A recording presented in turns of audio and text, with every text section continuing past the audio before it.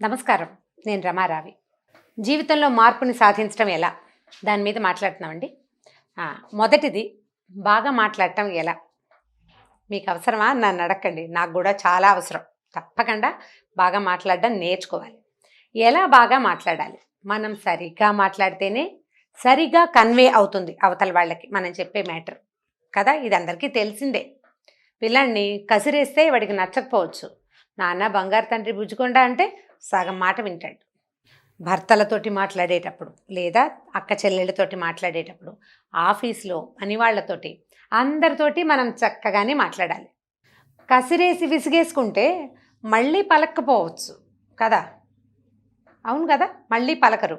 మనం చెప్పిన మాట వినరు, మనతోటి సజావుగా ఉండరు. కాబట్టి మొదట బాగా మాట్లాడడం అనేది ఫస్ట్ చూడాల్సిన విషయంగా నేను భావిస్తున్నానండి. మొట్టమొదట అది కావాలి మనకి. ఎలా కావాలో చూద్దాం. బాగా మాట్లాడడానికి మొట్టమొదట కావాల్సింది మొహం మీద నవ్వు. నవ్వుతూ చెప్పాలి. మన మొహం ఇలా చించుకోగానే అవతల వాళ్ళు ఉద్రేకానికి లోనవుతారు, సీరియస్గా తీసేసుకుంటారు మ్యాటర్ని. నవ్వుతూ చెప్తే బాగుంటుంది. ముఖం మీద చిరునవ్వు చెరిగిపోకుండా మాట్లాడగలగడం అత్యంత పెద్ద ఆర్ట్. లలిత కళల్లో నెంబర్ 1 అన్నమాట. మొదట నవ్వుతూ మాట్లాడడం. వినేటప్పుడు కూడా నవ్వుతూ వింటాం. నవ్వు మొహంతో ఏదో ఒకటి అయా అంటే అనాసక్తిగా మొహం పెట్టకుండా నవ్వు మొహం పెట్టామనుకోండి, మనం వాళ్ళ కోసమే వింటున్నాం అనిపిస్తుంది. మాట్లాడేటప్పుడు కూడా అంతే. మొదటిది నవ్వు. రెండోది స్పష్టత, క్లారిటీ. అది ఇవ్వాలి. స్పష్టంగా చెప్పాలి. మనకే అర్థమయ్యి కాకుండా మనం నసుగుతూ ఎలా చెప్తున్నామో తెలియకుండా ఏదో నేను చెప్పాను కదా, అప్పుడు అన్నాను కదా అని అంటాం. అలా అంటే ఎలా కుదురుతుంది? కుదరదు. కాబట్టి స్పష్టత కావాలి. తర్వాత బ్రీఫ్, సంగ్రహంగా చెప్పటం. మనం చెప్పదలుచుకున్న విషయాన్ని ఎలాబరేట్గా ఇక్కడ మొదలుపెట్టి రకరకాల శాఖా సంక్రమణాలు ఎన్నో చెట్టుకొమ్మలెక్కి దూకి చివరికి మళ్ళీ చెట్టు మొదట్లో తేలేమనుకోండి, జనాలు ఈ మ్యాటర్స్ అన్నిటికీ వెళ్ళి అసలు మనం ఏ మ్యాటర్ చెప్పదలుచుకున్నామో దాని మించి పక్కెళ్ళిపోతారు. కాబట్టి బ్రీఫ్గా మాట్లాడడం, ఆజ్ఞలు కరెక్ట్గా చేయటం. దీనికి మనం వేదాన్ని ఉదాహరణగా చెప్పేంత గండ్లం కామనుకోండి, మనం చెప్పుకోవాలి. సింపుల్గా సత్యం వద అని చెప్పారు. అంటే సత్యం మాట్లాడు. ఒకవేళ అప్పుడు కుదరపోతే అవన్నీ వ్యవహారాలు ఏం కుదరవు, నిజం చెప్పు అంటమే. అంతే. నిజం చెప్పుంటే చెప్పి తీరాలి. ధర్మం చెర, ధర్మాన్నే ఆచరించు. నాకు ఇబ్బంది అండి, మా ఆయనకు ఒంట్లో బాగుండలేదండి, లేకపోతే మా ఆవిడకి తలకాయ నిప్పండి లాంటి కుంటి సాకులు కుదరవు. ధర్మాన్ని నువ్వు ఆచరించి తీరవలసిందే. అంత బ్రీఫ్గా మనం చెప్పదలుచుకున్న మాటలు చెప్పేయాలి. చూడండి, వృక్షో రక్షతి రక్షిత. వృక్షాన్ని రక్షించు, అది నిన్ను రక్షిస్తుంది. దాని మీద అరగంట వ్యాసం రాయొచ్చు, 4 పేజీలు రాస్తాను నేనైతే. కానీ వేదం ఎంత సింపుల్గా చెప్పిందండి. వృక్షో రక్షతి, వృక్షాన్ని రక్షిస్తుంది. రక్షిత, నువ్వు దాన్ని రక్షిస్తే. సింపుల్గా చెప్పేశారు. అట్లా చెప్పటం నేర్చుకోండి. తర్వాతది మన మాటల్లో నిరాడంబరత, కపటం లేకపోవటం చాలా అవసరం అండి. నేను గ్రేటు, నువ్వు స్టూపిడ్వి అని మాట్లాడకూడదు. నేను కూడా ఇదే పరిస్థితిలో ఉన్నాను. ఇది సహజమైన సంగతి. మీరందరూ తెలివి తక్కువ వాళ్ళు, నేను ఒక్కడనే తెలివిగలవాడిని, నేను చెప్తున్నాను మీరు వినాలి ఇలాంటి ధోరణి మాటల్లోకి రాకూడదు. ఇది కష్టమే, కానీ మనం చేయాలి. చాలామంది పెద్దవాళ్ళు ఆచరిస్తుంటారు ఇలాంటిది. అటువంటి మాటలతోటే మనం అవతల వాళ్ళని మన మాట వినిపించుకోలేక చేస్తాం. మాటల పొందిక కాసిన ఎక్కువ వెళ్ళిపోకూడదు, కొంచెం తక్కువ వచ్చేయకూడదు. అవతల వాళ్ళు మాట్లాడుతుంటే ఊ అని తల ఊపటం కాదు, వాక్యంతో సమాధానం చెప్పటం. అవునండి, నిజమేనండి, అలాగా అండి అంటే ఊ అంటానికి అలాగా అండి అంటానికి ఎంత తేడా ఉంది. మీరు అలాగా అండి నిజమా అని అడిగామనుకోండి, అవతల వాళ్ళకి మన వాక్యాలు వీళ్ళు వింటున్నారు అని అనిపిస్తుంది. ఊ అంటే వాడు అలవాటుగా ఊ అంటున్నాడో నిజంగా ఊ అంటున్నాడో తెలియదు కదా. కాబట్టి వాక్యాలలో సమాధానం చెప్పటం. మళ్ళీ వాక్యం పెద్దది అయిపోకూడదు, కొంచెం పెద్దది అవ్వాలి. ఇలా గనక మనం మాట్లాడడం మొదలు పెడితే దీంతో పాటు అండి కొంత నిజాయితీ మాటలకి చాలా అవసరమైందండి. నేనేమీ చెయ్యను, మీరందరూ నేను చెప్పింది చెయ్యండి అంటే అస్సలు బాగుండదండి. మన మాట మనం లీడర్స్ కాలేము. లీడర్స్ అంటే మహానాయకులు అయిపోవద్దు, మన ఇంట్లో లీడర్స్ కూడా కాలేము. నాకు నోటికొచ్చిన అబద్ధం నేను చెప్పేస్తాను, నువ్వు మాత్రం నిజమే చెప్పాలి అని పిల్లలకి బోధించలేం. నేను ఎక్కడికో వెళ్తాను, నేను నీకు చెప్పను, కానీ నువ్వెక్కడికి వెళ్తున్నావో నాకు చెప్పి తీరాలి అని అడగకూడదు. తర్వాత చెప్తానని కనీసం జాగ్రత్తగా మాట్లాడచ్చు. మన దగ్గర నిజాయితీ ఉంటేనే, మాటలలో నిజాయితీ ఉంటేనే ప్రపంచం దాన్ని ఒప్పుకుంటుంది, వింటుంది, మన మాట వినేలాగా చేస్తుంది. దీంతోపాటు నవ్వు ఉండాలి, స్పష్టత ఉండాలి, పొందికుండాలి, తర్వాత సంగ్రహంగా మనం చెప్పగలగాలంటే బ్రీఫ్గా చేయగలగాలి. మన దగ్గర కపటం, మోసం చేసే రకపు ధోరణి పనికిరాదు. ఈ ధోరణి ఉంటేనే మనం కుటుంబంలో కూడా జయించగలుగుతామండి. ఇందులో మళ్ళీ అమాయకత్వము, తెలివి తక్కువతనము వీటికి తావులేదండి. ఇప్పుడు సహజంగా అమాయకులు అనుకోండి, సహజంగా పాపం తెలివి తక్కువ వాళ్ళు, పెద్దగా తెలియని వాళ్ళు, వాళ్ళకి మనం చెప్పగలిగేదేం లేదు.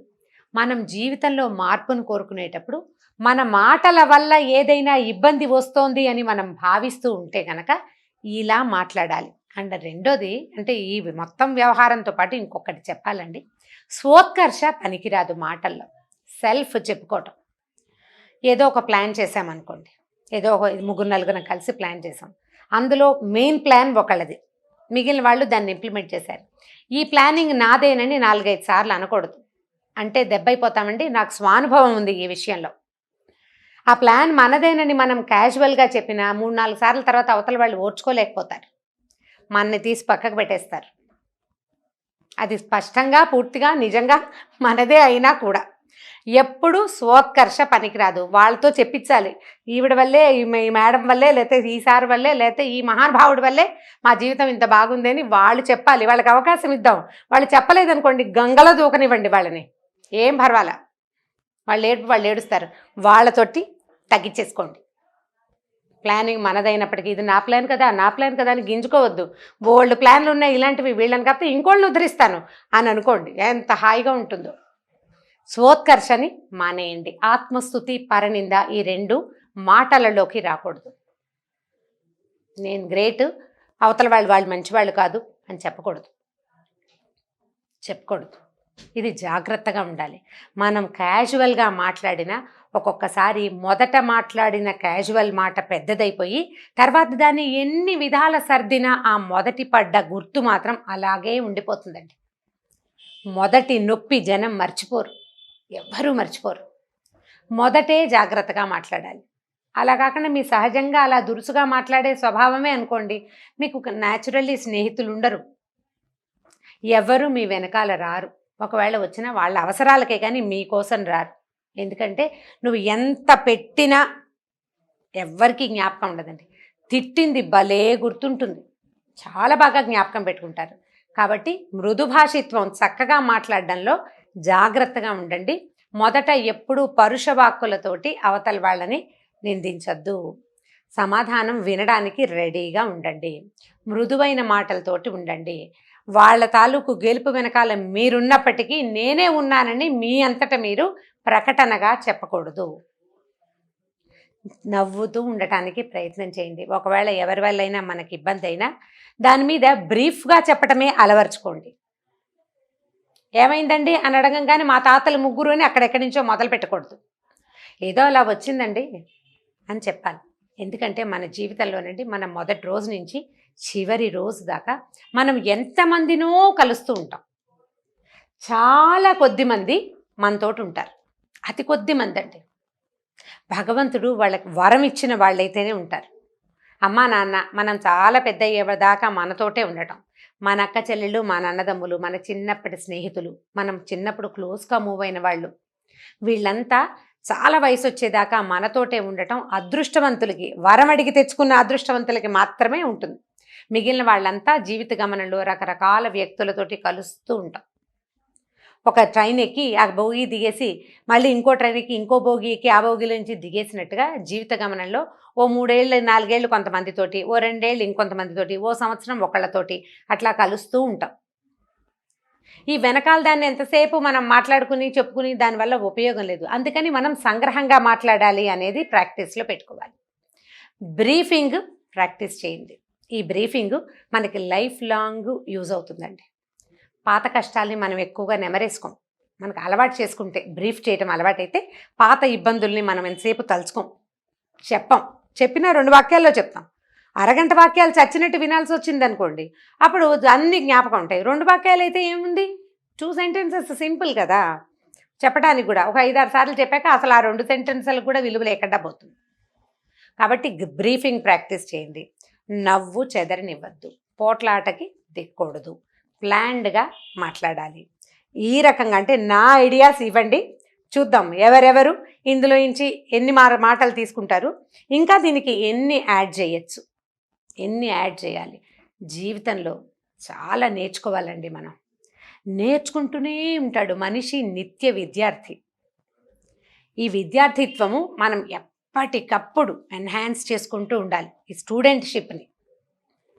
స్టూడెంట్షిప్లో స్కాలర్షిప్స్ కావాలంటే స్టూడెంట్గా కంటిన్యూ అవుతూ ఉండాలి. ఇది నేను పొరపాటు మాట్లాడాను, ఇది నేను మాట్లాడకుండా ఉండాల్సింది, ఈ మాట మార్చుకోవాలి, ఇలాంటి వర్డింగ్ వల్ల ఇలాంటి అర్థం వస్తుంది, లేదా ఇలా హర్ట్ అవుతారు, ఇది చేయకూడదు. పాఠాలు నేర్చుకుంటూ ఉండాలి. జీవితం మనకి ఎలాగూ నేర్పిస్తూనే ఉంటుందండి. నేర్చుకుంటామా లేదా అనేది మన మీద డిపెండ్ అవుతుంది. సో స్వీట్గా మాట్లాడండి.